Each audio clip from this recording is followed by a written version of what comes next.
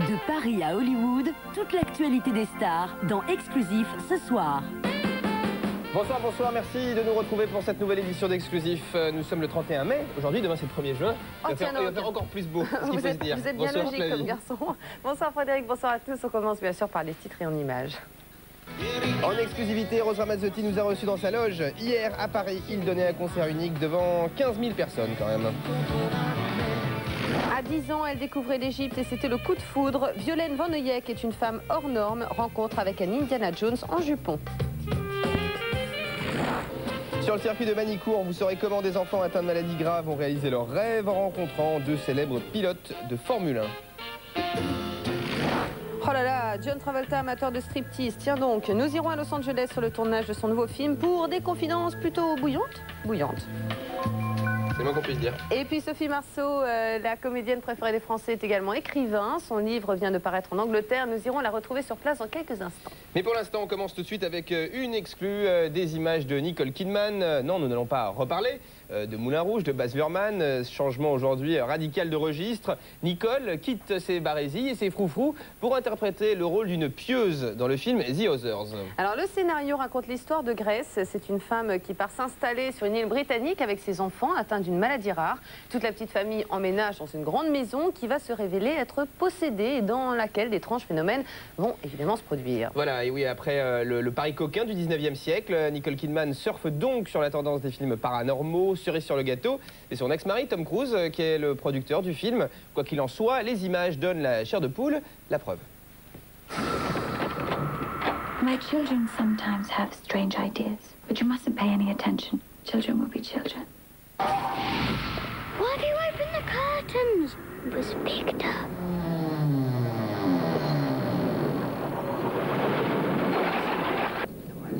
You told your brother that there was someone else in the room. There was. That'll do, Anne.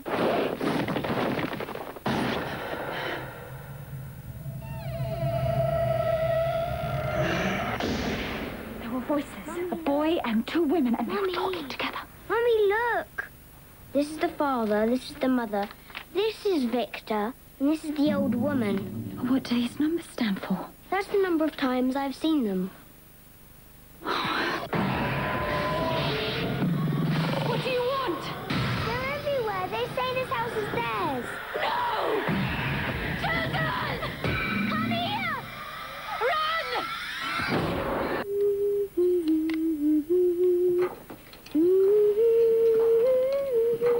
Where is my daughter? Are you mad? I am your daughter. Elle s'affiche la trouille. Ouais, j'aime quand bien, même. moi, j'aime Wow. bien. Il y a Remettez-vous. quelques jours, on a fêté l'anniversaire de la mort de Bob Marley et ce soir, nous prenons l'avion en direction à la Guadeloupe. Ah, ça fait du bien. Où nous attend l'un des disciples de Bob Marley. Il s'agit du chanteur Nutty, considéré comme le nouvel ambassadeur du reggae en France. Ouais, son dernier single, Elle te rend dingue, issu de son 3e album, Un signe du temps, s'est vendu à 450 000 exemplaires. Il nous offre aujourd'hui le titre Trop peu de temps, dont le tournage du clip s'est déroulé sur l'île de son enfance. C'est un clip aux allures de court-métrage, au milieu des cocotiers et des hibiscus, ambiance, reggae, soleil et joli pépé. Et c'est le pauvre Laurent Alves, dites donc, qui s'y Ouais, est comme collé. d'hab. Hein.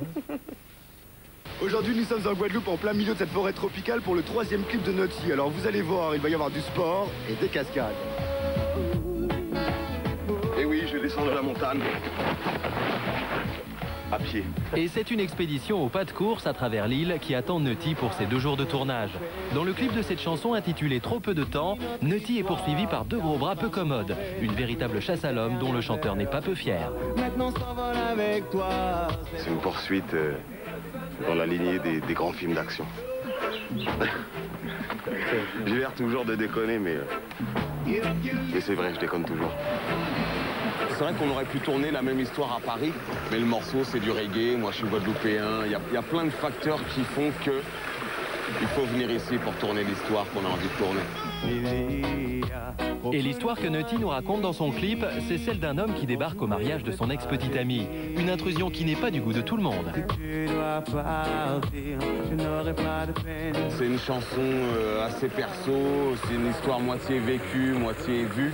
c'est une histoire d'amour où le type, en fait, se fait une raison, malgré l'amour qu'il éprouve encore pour cette dame. Une dame qui ici n'est autre que Ludmilla, une ex-Miss Guadeloupe. Moi, c'est Miss Monde ou rien. Non, je plaisante. Très jolie jeune fille que j'ai eu beaucoup de mal à rembarrer. Mais ce clip fait aussi référence au premier amour de Nutty, le reggae. Ambassadeur de cette musique en France depuis 10 ans, le chanteur qui découvrait Bob Marley à l'âge de 12 ans revendique ici ses origines. Le reggae, c'est un état d'esprit, c'est une façon de vivre. Et donc tu peux décrire tout ce que tu peux vivre dans une journée ou dans une vie avec le reggae. Après les péripéties de la journée, c'est dans un bar à une demi-heure de Pointe-à-Pitre, qui habituellement organise des concerts de reggae, que le tournage s'achève.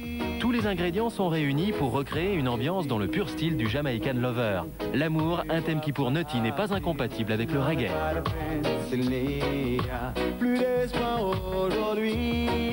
Du moment que j'assume ce que je chante et que ça me fait plaisir de le chanter, maintenant si ça draine une image romantique, bon c'est pas grave. Plus d'espoir aujourd'hui, pourquoi jouer cette comédie? Et puis sachez enfin que le 23 juin, Nutty sera sur la scène de Bercy pour le Garance Festival Reggae 10. Allez, on parle de cinéma. La semaine prochaine sort aux États-Unis le nouveau film de John Travolta, qui est de retour donc dans un pur film d'action intitulé Code Espadon. C'est en fait le nom de code d'une opération anti-drogue censée être menée par le gouvernement américain dans les années 80, sauf que les fonds débloqués pour réussir cette mission vont être en fait habilement détournés par des agents de la CIA, avec à leur tête un cerveau justement interprété par monsieur John Travolta. Code Espadon est signé Dominique Sena, c'est lui qui avait réalisé l'année dernière 60 secondes chrono avec Nicolas Cage et Angelina Jolie. Les cascades et les scènes d'action, on peut vraiment dire, je pense que c'est son dada. Oui, je crois qu'on peut le dire comme ça, Flavie. Absolument. Nous étions sur le tournage au moment des prises de vue. Rencontre avec toute l'équipe de Code Espadon et notamment la comédienne Halle Berry qui fait en ce moment beaucoup parler d'elle à Hollywood. Vous allez comprendre pourquoi tout de suite grâce à ce reportage de France Tarieux. Les cascades devaient manquer au réalisateur de 60 secondes chrono puisque son nouveau film Swordfish en est également truffé. Plus spectaculaires les unes que les autres, elles n'ont pas manqué de surprendre les habitants de Los Angeles où s'est déroulée une partie du tournage. On a tourné en ville pendant près de 2 semaines. Les habitants ont dû halluciner. Imaginez un peu, vous rentrez de week-end en voiture et là vous vous dites « c'est un bus qui vole au-dessus de ma tête ». Ces scènes d'action ne sont pas les seules surprises que nous réserve le film. L'actrice Halle Berry devrait également nous en mettre plein les yeux. Je me rappelle quand elle est entrée dans la pièce, je n'avais jamais vu un corps aussi parfait que le sien. Je me suis dit, c'est pas possible. Et malgré les encouragements de son mari, le musicien Eric Benet, la comédienne a quitté ses habits à reculons. J'étais rouge écarlate. Même si Halle Berry et Hugh Jackman ont déjà travaillé ensemble sur le film X-Men sorti l'année dernière, l'acteur australien n'avait encore jamais eu l'occasion de découvrir la jeune femme sous cet angle. À mon avis, avant de commencer, le plus mal à l'aise de nous deux, c'était lui. Mais je me suis lancée. Je me suis dit, ce n'est qu'une paire de seins, finissons-en. Je n'en revenais pas de voir ce corps de rêve devant moi. Au début, il régnait un silence religieux sur le plateau. Et puis, John a fait signe à l'équipe d'applaudir et tout le monde a éclaté de rire. Du coup, la pression est retombée. Une bonne ambiance qui s'est vérifiée tout au long du tournage de Swordfish et parfois même bien au-delà. À 3 h du matin, on parodiait Grise. Moi, j'étais Sandy, John refaisait Danny et on chantait tous. C'est à l'automne que Swordfish devrait arriver dans les salles françaises sous le titre Code Espadon. Un casting exceptionnel dans le prochain film de Robert Rodriguez pour Once Upon a Time in Mexico. Le réalisateur vient d'embaucher Johnny Depp, qui rejoint ainsi Antonio Banderas et Salma Hayek. Et attention, autre événement dans ce long métrage. Un chanteur, on va dire, particulièrement sexy fera ses débuts au cinéma. Il s'agit du crooner, du Latin lover, Enrique Iglesias. Allez, dans la deuxième partie d'Exclusif, on va voyager. On va partir à Luxor, à la rencontre de Violaine Vanoyek. C'est une femme absolument incroyable qui a renoncé à une carrière de mannequin pour sa passion, l'Égypte ancienne.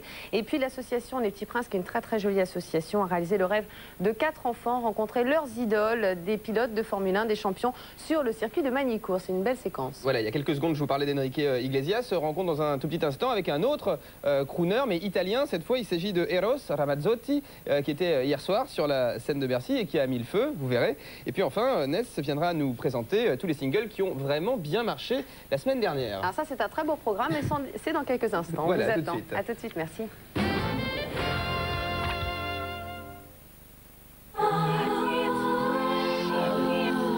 Toutes les mozzarella ne sont pas les mêmes si elle est d'un blanc pur. c'est Santa Lucia. Si elle est tendre, pleine, et si son goût est si frais, c'est Santa Lucia. Parce qu'elle est faite avec 5% de lait frais. Comme le veut Galbani, et comme l'aiment les Italiens. Santa Lucia Galbani, rien que Santa Lucia.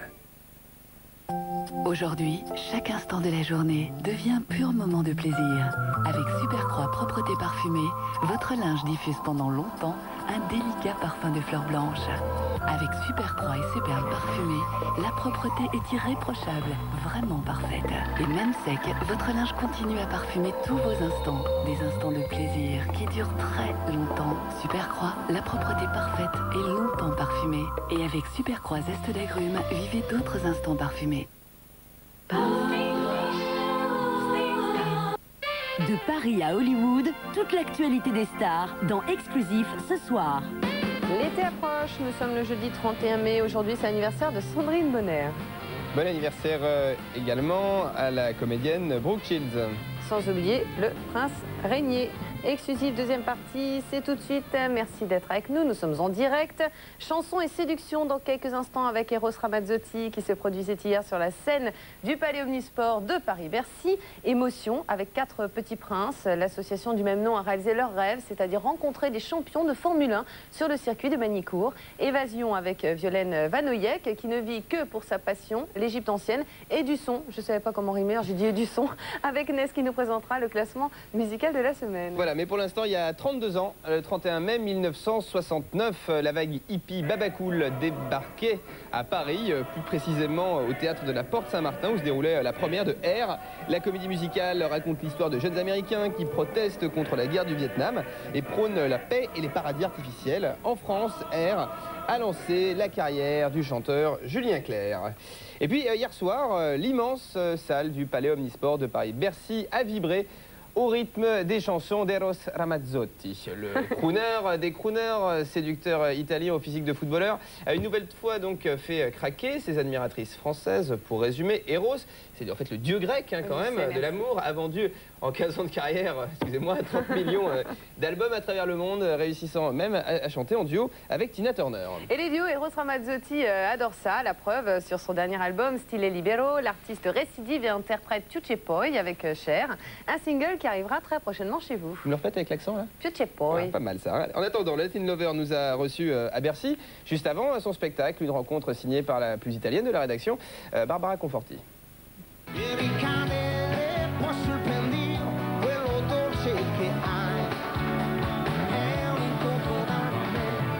Eros Ramazzotti était à Paris hier soir pour un concert unique. De retour sur la scène française après 4 ans d'absence, le bel Italien a livré les chansons de son album Stile Libero à plus de 15 000 personnes qui chantaient à l'unisson. Pour Eros, la France est plus qu'une simple étape de sa tournée, car c'est ici qu'il a démarré il y a 16 ans sa véritable carrière internationale. Le public français est un public très chaleureux, aussi enthousiaste que le public italien ou espagnol. Mais dans d'autres pays, comme l'Allemagne ou la Finlande, c'est différent. Là-bas, les gens sont beaucoup plus réservés. À 38 ans, Eros Ramazzotti est l'artiste italien le plus vendu au monde. Une belle réussite pour ce fils d'ouvrier qui a commencé sa carrière par un échec au concours d'entrée du conservatoire. Même si la vie lui sourit, aujourd'hui le plus dur, c'est de concilier son travail et sa vie de famille. Jongler entre mon boulot et ma vie de famille, c'est très difficile pour moi. Face au succès, quand on est seul, on investit tout dans le travail. Mais quand on a une famille, ce qui est fondamental pour moi, il faut trouver l'équilibre. Et ça, c'est le plus compliqué. Il faut être très vigilant. Mais j'y arrive petit à petit. Sa fille Aurora a 5 ans. Dès qu'elle le peut, elle va rejoindre son père, très souvent en tournée à travers le monde. Et à son âge, elle ne comprend pas encore ce que signifie le succès. C'est seulement dans 3 ou 4 ans qu'elle comprendra ce que représente le succès. Mais récemment, elle m'a vu en concert à Milan. Les gens hurlaient mon nom. Elle a été très étonnée. Elle a encore du mal à comprendre ce que fait son papa. Elle ne saisit pas tout à fait ce qui se passe. Au fil des concerts, Eros est devenu l'ambassadeur de la musique italienne, car ses spectacles sont de grosses machines capables d'attirer des milliers de fans. Pourtant, son souhait aujourd'hui serait de jouer dans des salles plus petites, pour être plus proche du public. Je pense que ça me plairait beaucoup de faire des concerts plus petits, pour être plus proche de mon public, avec une atmosphère plus intime. Aujourd'hui, malheureusement, il n'y a aucun temps mort dans mes spectacles, parce que c'est le b.a.-ba de ce type de show, des concerts dans les grandes salles. À aucun moment, le public ne doit s'ennuyer. En tout cas, pas de petite salle pour l'instant. Son grand show continue sur sa lancée.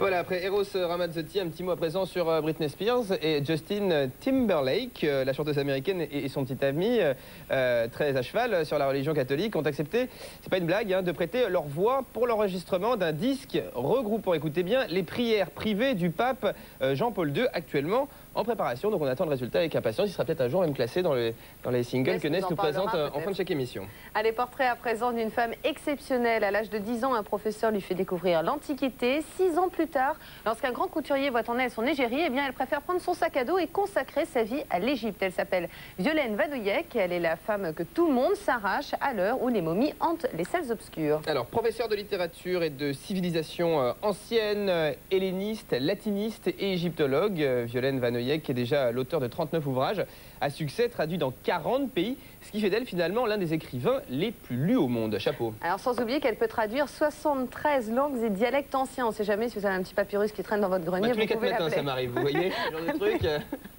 On file tout de suite à Luxor à la rencontre de cette découvreuse de momies, évasion et voyage dans le temps grâce à Laurent Alves. L'Égypte est à l'honneur et les cinéastes le savent. Le retour de la momie cartonne actuellement et même Sophie Marceau porte le masque quand il s'agit d'interpréter Belphégor.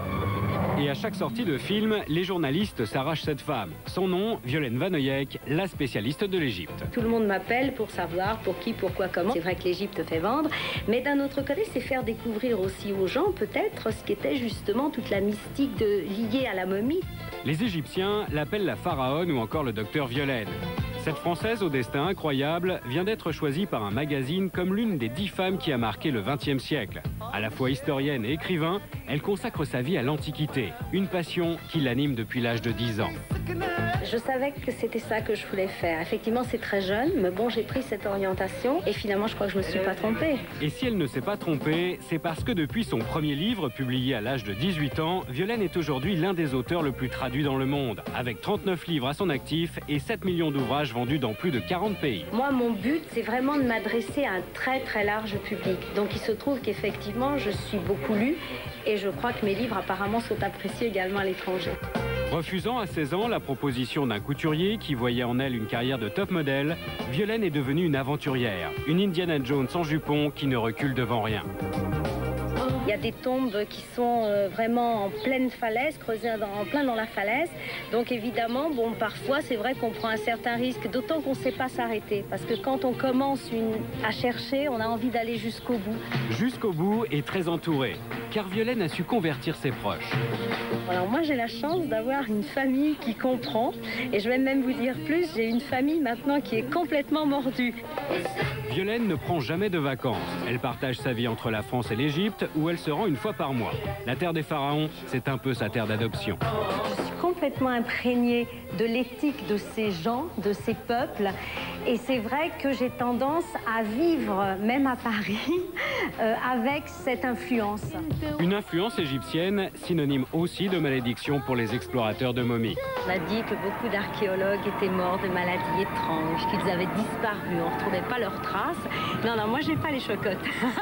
Violaine n'a peur de rien, surtout quand il s'agit de retrouver le Nil après une journée de travail. C'est très authentique, les maisons sont les mêmes, les habitants ne sont pas plus nombreux, donc vraiment ici ça n'a pas changé.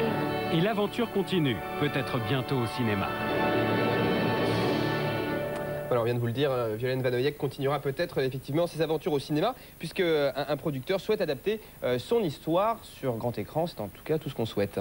Voilà, on va parler de sport maintenant avec Eric Cantona qui retourne à Manchester. Le footballeur a annoncé qu'il allait revenir dans le club où il a joué pendant 5 ans pour tenter une expérience d'entraîneur avec les équipes des jeunes espoirs. Il ne s'agit pas en fait d'une embauche, mais d'un arrangement informel qui devrait permettre à l'ancien international français d'acquérir l'expérience nécessaire pour diriger une équipe. Allez, on enchaîne cette émission avec le Star News. Regardez. Il y a quelques jours avait lieu à Londres la cérémonie des Ivor Awards qui récompense les meilleurs auteurs de chansons. Star de la soirée, Craig David a reçu 3 prix dont celui de la meilleure chanson contemporaine. Pour moi, cette soirée est un événement majeur. Elle ne met pas seulement en avant ceux qui se produisent face au public, mais aussi les gens qui dans l'ombre écrivent et composent les chansons. Parmi les autres personnalités primées, Shaznay Lewis du groupe All Saints et surtout Stevie Wonder qui a été gratifié d'un prix spécial, celui du meilleur artiste international. Vous savez, c'est un immense honneur pour moi de recevoir cette récompense.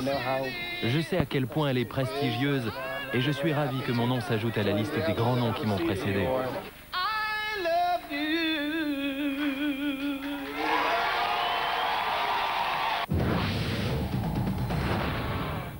Georgian Legend est un spectacle qui met en scène une troupe de 70 artistes dans un voyage au cœur de la culture de Géorgie. L'un des chants interprétés dans le spectacle est l'un des échantillons musicaux qui avaient voyagé à bord de la navette spatiale Voyager en 1977 afin d'être envoyés aux civilisations extraterrestres. Particularité des danseurs géorgiens, ils sont les seuls au monde à danser sur la pointe des pieds sans chaussons renforcés. Vous pourrez les découvrir les 15 et 16 juin au Palais des Sports à Paris. Et puis lundi dernier, Sophie Marceau était reçue en Angleterre pour présenter la traduction de son livre. Souvenez-vous, en 1996, l'actrice publiait son premier ouvrage intitulé tout simplement Menteuse, un récit largement autobiographique d'une femme qui, entre le départ de son compagnon et son retour, remonte le cours de son existence en une série de flashbacks. L'être aimé, c'est bien sûr le réalisateur Andrei Zulawski qu'elle avait rencontré alors qu'elle n'avait que 18 ans et lui 44. Un coup de foudre qui dure depuis maintenant plus de 15 ans. Ça se passait donc dans le petit village de Hay-on-Wye en Angleterre à l'occasion du Festival britannique de littérature. Le sex symbole Made in France que les Anglais comparent souvent à Brigitte Bardot était très attendu par les journalistes. Journalistes qui, bien sûr, l'ont questionné sur son livre et auquel l'actrice a répondu dans la langue de Shakespeare, of course. Vous savez, toute ma vie, j'ai écrit et un jour, ça a fini par faire un livre. L'écriture, pour moi, c'est quelque chose de naturel, presque quelque chose d'inné. Un don que j'ai appris à maîtriser au fil des années. Et quand je ne suis pas en train de travailler, en tournage ou en promo pour un film, j'adore passer mes journées à écrire. Quand j'ai appris que mon livre allait être traduit en anglais, c'était merveilleux. J'étais tellement heureuse, j'étais vraiment très fière. Allez, on va vous présenter maintenant 4 sacrés petits princes. Ils s'appellent Jérémy, Julien, Nicolas et Sébastien. Ils ont entre 8 et 15 ans et un souhait commun, rencontrer de célèbres pilotes de Formule 1. Alors ces 4 petits princes font partie de l'association du même nom qui œuvre pour exaucer le rêve d'enfants malades. Et hier, sur le fameux circuit de Manicourt, les champions de Formule 1, Ernst Harald Frentzen, Eddie Irvine ou encore Olivier Panis s'entraînaient pour le Grand Prix de France qui se déroulera dans un mois. Ils ont malgré tout pris le temps d'accueillir les enfants de l'association. Rudy Jospin a suivi la journée de ces petits princes. Vous allez le voir, émerveillés par leurs rêves devenus réalité. C'est parce qu'ils aiment les bolides, la vitesse et l'ivresse de la victoire que l'association des Petits Princes a emmené 4 enfants réaliser leurs rêves, rencontrer des pilotes de Formule 1. La journée a commencé par la visite des stands où les enfants ont pu faire une première rencontre avec le pilote allemand Ernst Harald Frentzen, un champion vu de près en chair et en os. Juste de le voir comme ça, déjà c'est bien. Et lorsqu'Eddie Irvine fait son apparition, le rêve se transforme en conte de fées. C'est extraordinaire parce que quand on a la chance de pouvoir être avec eux pendant comme une journée comme celle-là, on voit leur visage qui s'éclaire et puis ce sont des enfants comme les autres, ce jour-là en tout cas. C'est toujours le même, lui Il rentre. Depuis les loges qui dominent le circuit, les enfants ont suivi les exploits de leurs idoles. Si Jérémy est incollable sur les champions, Nicolas pense déjà à son avenir. Je suis pilote en karting depuis 5 ans. Plus tard, j'aimerais faire courir en voiture ou alors mécanicien de voiture, de course. Et la cerise sur le gâteau, leur rencontre avec le pilote français Olivier Panis, très sensible à l'action des Petits Princes. On a la chance de faire un sport qui nous passionne et qui passionne beaucoup d'enfants, donc le faire partager, c'est toujours un grand plaisir. C'est vrai que ma femme et moi-même, nous sommes impliqués dans une association que nous essayons d'aider au maximum, qui est la Locomotive, mais aussi les Petits Princes, et je suis toujours très content de pouvoir faire quelque chose. Les enfants ont ensuite dégusté les glaces d'une célèbre écurie italienne. Ne restait plus qu'à immortaliser cette journée de rêve avant de reprendre la route, la tête pleine de souvenirs. Voilà, et puis si vous aussi vous voulez soutenir l'association des Petits Princes, vous pouvez envoyer vos dons à l'adresse qui s'inscrit en ce moment sur votre écran, donc 15 rue de Sarrette, 75 014 Paris. C'est pas vraiment étonnant, figurez-vous que l'Élysée est sous le charme d'Amélie Poulain. Hier soir, Jean-Pierre Jeunet a présenté son film à Jacques Chirac et à son épouse Bernadette à l'occasion d'une projection privée. L'héroïne du conte poétique Audrey Tautou était également invitée, on s'en doute.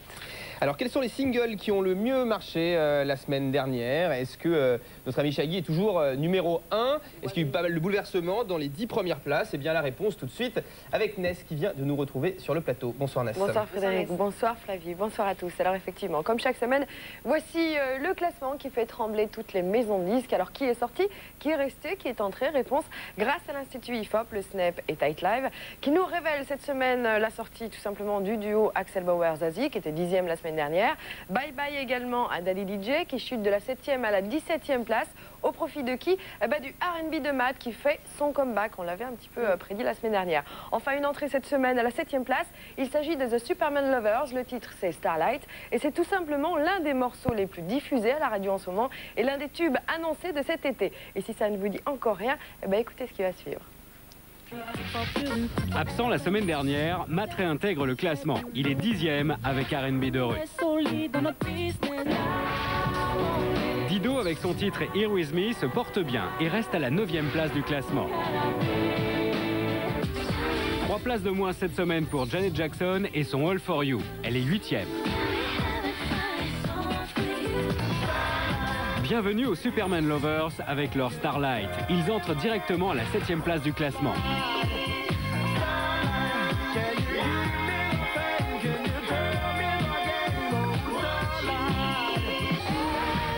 Evangélie et son titre Elle se porte bien et gagne 2 places, elle est 6e. Natacha Saint-Pierre n'a que son âme, elle perd 1 place et se retrouve à la 5e position du classement. Effectivement, ça a pas mal bougé. Alors, Superman Lovers donc, est arrivé en 7e position. C'est vrai que quand on ne connaît pas comme ça, a priori, il suffit d'écouter pour comprendre que ça va nous faire danser cet été. C'est clair, dans tous les campings, hein, les boîtes et les discothèques, pour toutes les night clubbeuses, les night clubbeuses. Si vous le dites. Et alors, côté tête de classement, ça donne quoi? Alors, côté tête de classement, ça bouge aussi pas mal. Et ce, grâce au petit Lil Bowo. Ah, on en avait parlé aussi. Voilà, il s'incruste doucement dans le peloton tête. Et c'est Sully, Séphil et Shaggy qui ont intérêt à bien se tenir. Regardez. 1 place de moins pour Lynn Rimes et son Can't Fight the Moonlight. Elle est 4e.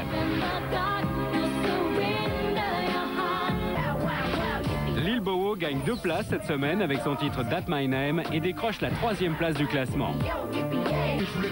Pas de changement cette semaine pour Sully Séphil, il conserve la 2e place avec Je voulais. Même chose pour Shaggy et son It Wasn't Me qui garde sa 1re place.